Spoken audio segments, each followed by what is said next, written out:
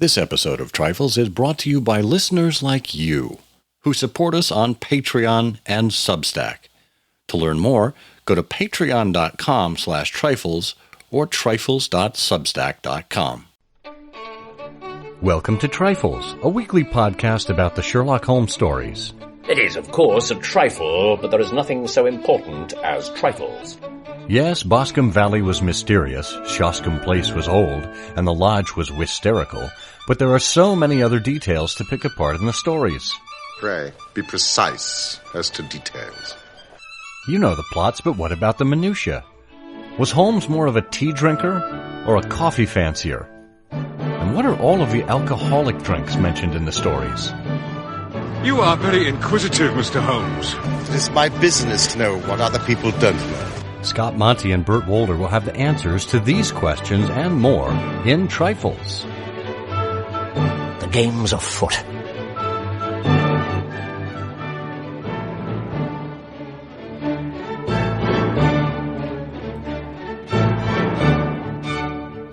Episode 374, Secret Societies. Hello and welcome to Trifles, the Sherlock Holmes podcast where we get into the details in the Sherlock Holmes stories. I'm Scott Monty. I'm Burt Wolder. And Burt, shh, this is a secret episode. Okay, good. I've already forgotten it. What? You'll have to speak up. Sorry. Can you imagine a secret society made of people who are hard of hearing? What? Well, that's very They don't stay secret for long. I'm one of them. Well, you are, yeah, but I wonder what other improbable combinations there are around secrets. Well, a secret society around people who can't keep a secret. I mean, you always know you're in trouble when after a meeting of your secret society, a couple of the members walk out the front door saying, wow, nobody's going to believe this. Hey, Sarah, you wouldn't believe what I just been doing. Yeah.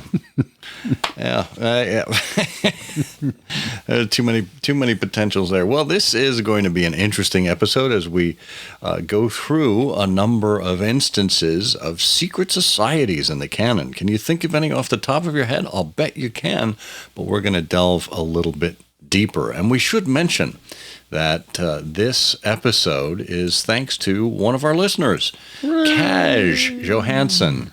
And or maybe it's Kai, I'm not sure. And if you can write in and let us know if I'm mispronouncing your name, was very kind to send us at the top of the year a whole list of ideas for episodes. And there are a few humdingers in there that we will get to. So we will send you a little something to thank you for your efforts, but we're going to need you to supply your mailing address so we can send something out. Well, why don't you secrete it in your back garden and then just send him a map? Because I've already had a number of people digging around back here, aside from my dog, so it's kind of a mess. It looks like the grounds of the Sholto home in the Sign of Four, Pondicherry Lodge, yeah. Yeah.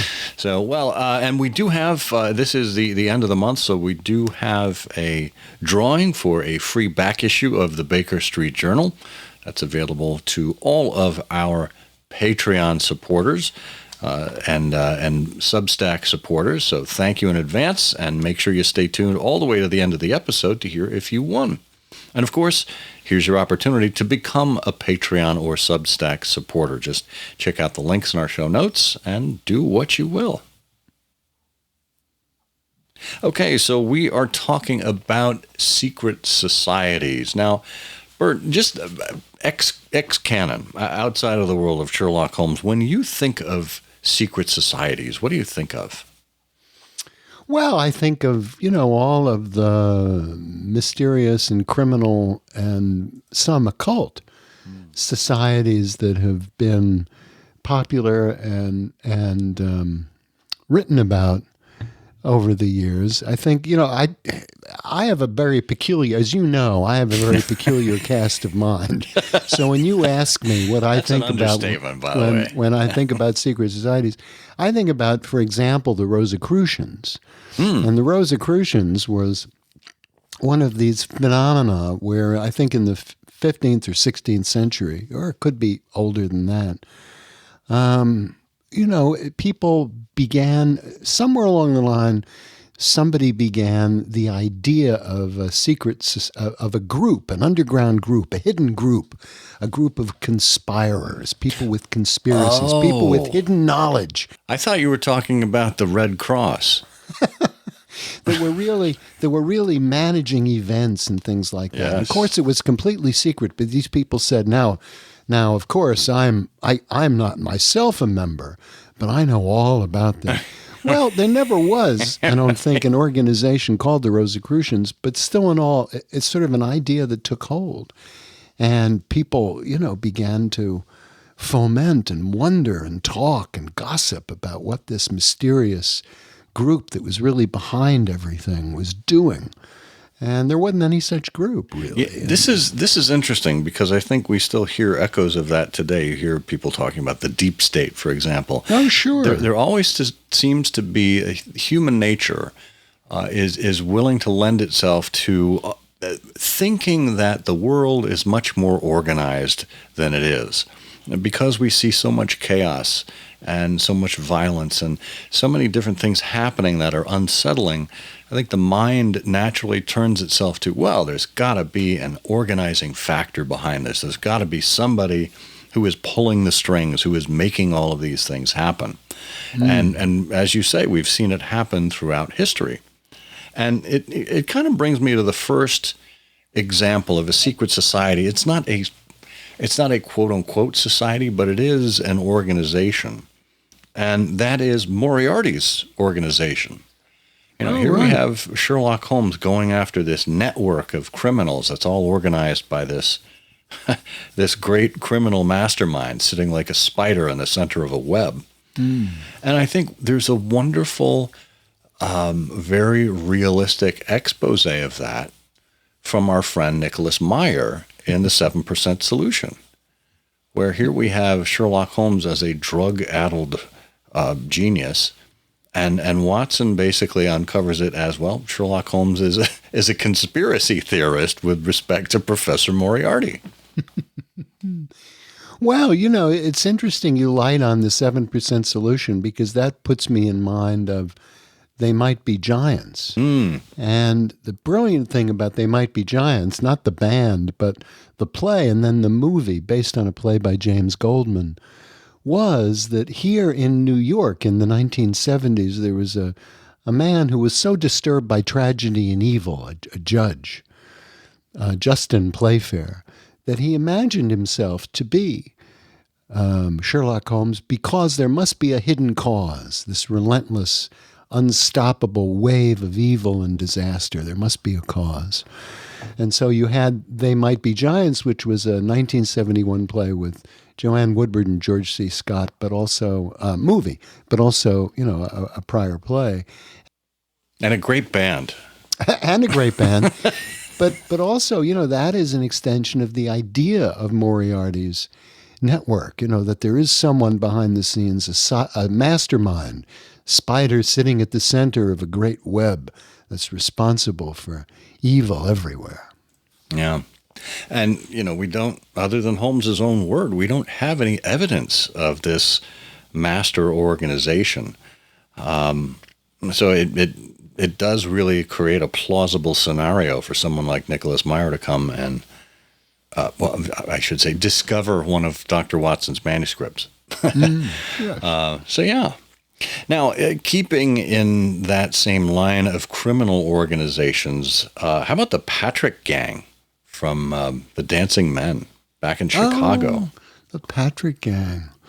Yeah, well, that, is sort of the wonderful thing about that, and we talk about this frequently in Trifles, the idea that evil comes from someplace else. And, of course, in Chicago, in the 19th century, when lawlessness was much more prevalent and whispered about and written about than it was in England.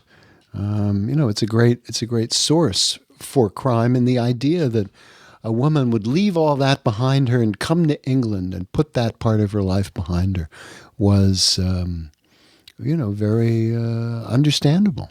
Yeah. And, it was only a gang of 7. So it was a small group, but it was secret enough or secretive enough that they came up with their own alphabet to communicate to each other. And hence these messages that landed in Derbyshire with Elsie Patrick, Elsie Cubitt. Well, it's fascinating. We talked a minute ago about they might be giants and about the contemporary things, but there's a theme here, and you pointed to it earlier when you said, today the idea of deep states and these mysterious things.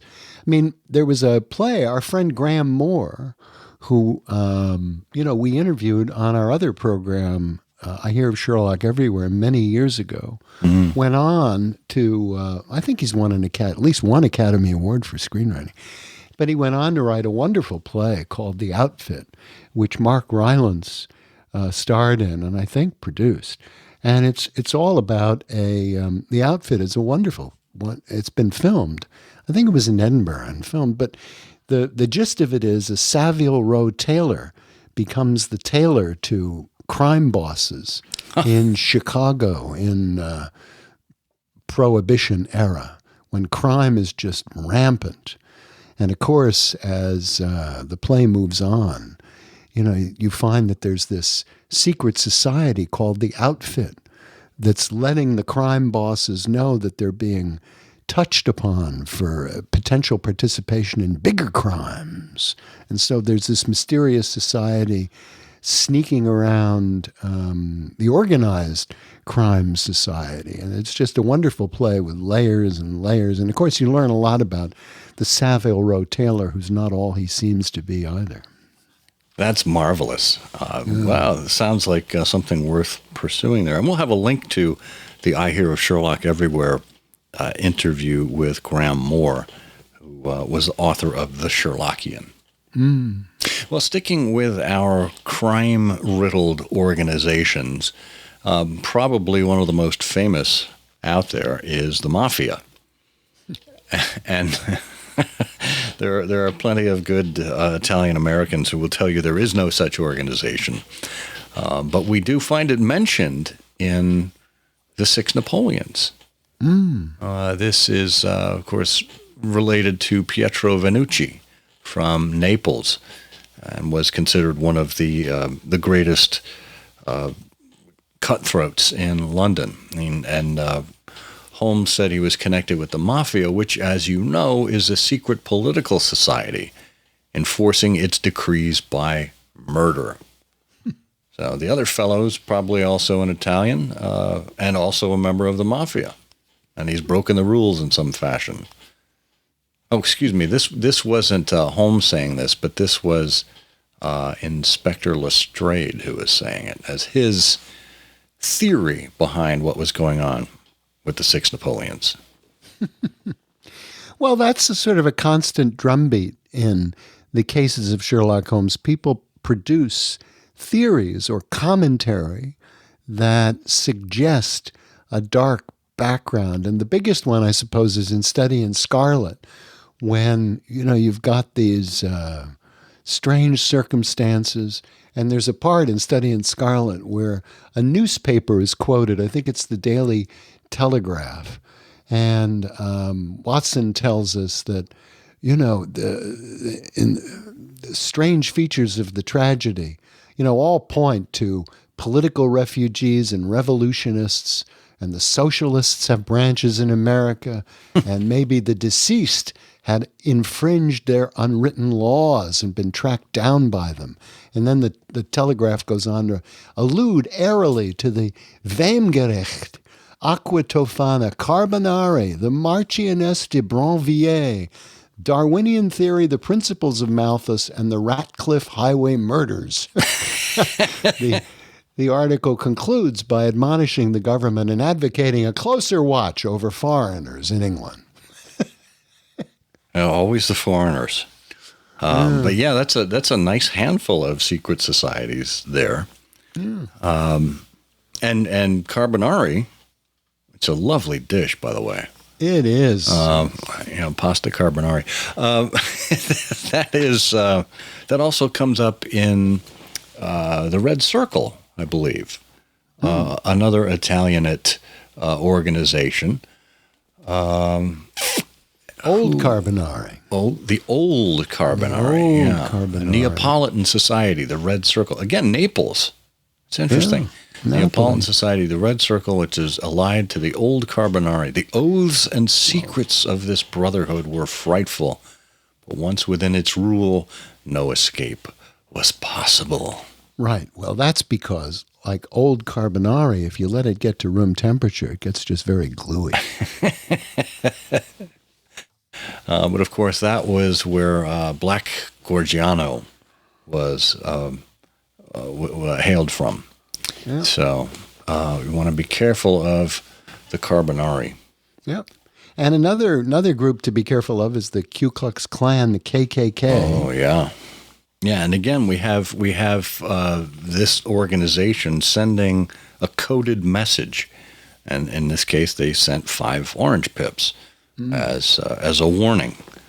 So we get to see, and again, this is how Holmes often discovers that there is some organization afoot because of those secret messages. Of course, in the Red Circle, you had the candle message that was sent, almost like Morse code, although a little more awkward.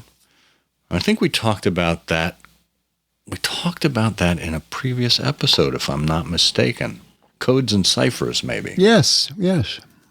We'll have a link to that episode as well. And then let's kind of alight. I think there's let's continue with the secret message, because back in A Study in Scarlet, we had the code that was being passed from one to the other within the Mormon community as they were tracking down Jefferson Hope, 5 to 7, 7 to 9. And that was part of this group, which I think this is the same group. To this day, in the lonely ranches of the West, the name of the Danite Band, or the Avenging Angels, is a sinister and ill-omened one. So this would have been the code shared between the Avenging Angels as they were tracking down their intended prey. One wonders why they needed a code, but I'll give it to them. Well, hey, Jebediah, get that guy coming out of the house over there. Kind of shows that the gig is up. Well, the jig is up. Yeah, but still in all. You know, if it were me, I'd be standing there saying, well, wait a minute, where's my code book? Hold on, 7 and 9. Wait a minute, is that 2? I mean, is this numerology? Wait a second, is that? And then by then, you know, the subject would have left town. Yeah. Oh. Meanwhile, I'd be trying to buy a lottery ticket. So none of this would help me. Well, if you're lucky, you would win tickets to go see the Danite Band in concert. Yeah, but they lip sync. You don't want to go see them. They were the opening act for They Might Be Giants. I don't know if you heard that. It's not the same. Well, speaking of avenging, there's an entire book named after a certain group of men who were responsible for maintaining the secrecy of a treasure. Do you know which one it is?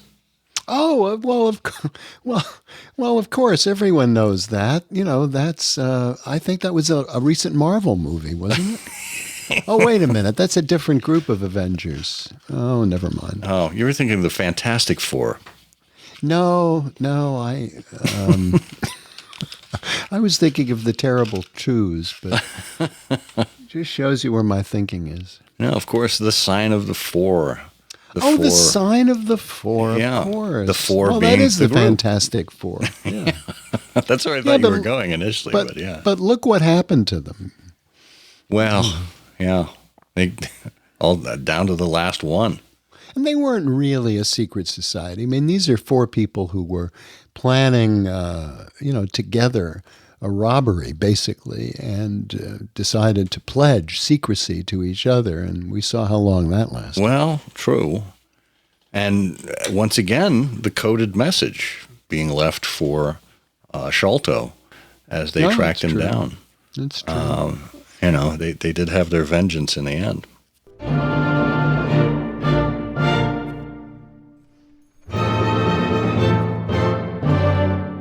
Well, we promised you a drawing before the episode was out, and we're not quite done discussing the Trifles, but we thought we'd butt in here with the drawing. So every one of our Patreon supporters and Substack supporters is eligible to enter this. You're automatically entered as long as you are a supporter of the show in some way. So we will bring out the big prize wheel and give it a spin.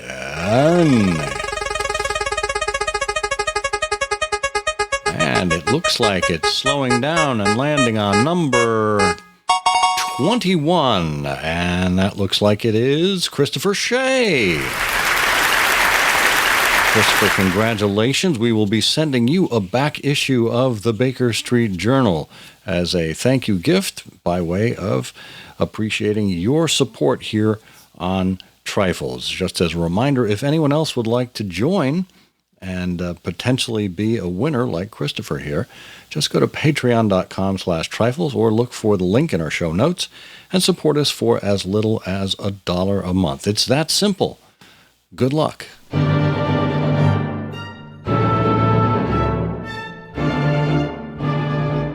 Well, one last lighthearted one, because I don't think we know exactly what was behind this, but there is a society that's mentioned in passing, and I think it was in the Five Orange Pips, the Amateur Mendicant Society. Oh, right. Yeah. Yeah. It's Five Orange Pips, one of the untold cases. They supposedly held a luxurious club in the lower vault of a furniture warehouse. I love that. I thought that was, just a lovely idea. Yeah, and it, to me, reminiscent of what we saw in young Sherlock Holmes, where there was this secret group of Egyptians in London who were in a warehouse that disguised a pyramid, a full pyramid. Oh, right. So that phrase, of having a luxurious club in the lower vault of a furniture warehouse. That always reminded me of that movie. Well, the issue I've always had with amateur mendicant is trying to understand what that would be, because a mendicant, of course, is typically someone perhaps associated with a religious order or pursuing a particular spiritual path, who basically has very little property, which is a characteristic of many of the clergy. In a variety of faiths. And but how would that be an amateur? Technically, a mendicant is someone who's given to begging, a beggar. Well, so I suppose you see a little bit of this in Hugh Boone in The Man with the Twisted Lip. Yes, where he was scraping down a fine living as a beggar, better than Neville Sinclair could have done as a journalist. So he could have amassed a small fortune that way. And if there were a whole network of these individuals throughout the city, they could very well have had a private meeting area. But the idea there, is being in the spiritual position of, as you say, relying on the generosity of others, or relying on gifts from others to survive, basically. And how would that be? How would you do that as an amateur? I mean, you have to be a professional if you're going to do it well, right? Well, but I mean, you have a couple of cheeseburgers and a nice meal, but on Friday, I'm just going to put on my, ragged clothes and see what I can gather by hoping for the generosity of my fellow creatures. It's not something you can turn on and off. Well, that is true, but with any luck and people's generosity as the weekend approaches, you might get a nice dessert, something that might even be a trifle. It is, of course, a trifle, but there is nothing so important as trifles. Please join us again next week for another installment of Trifles.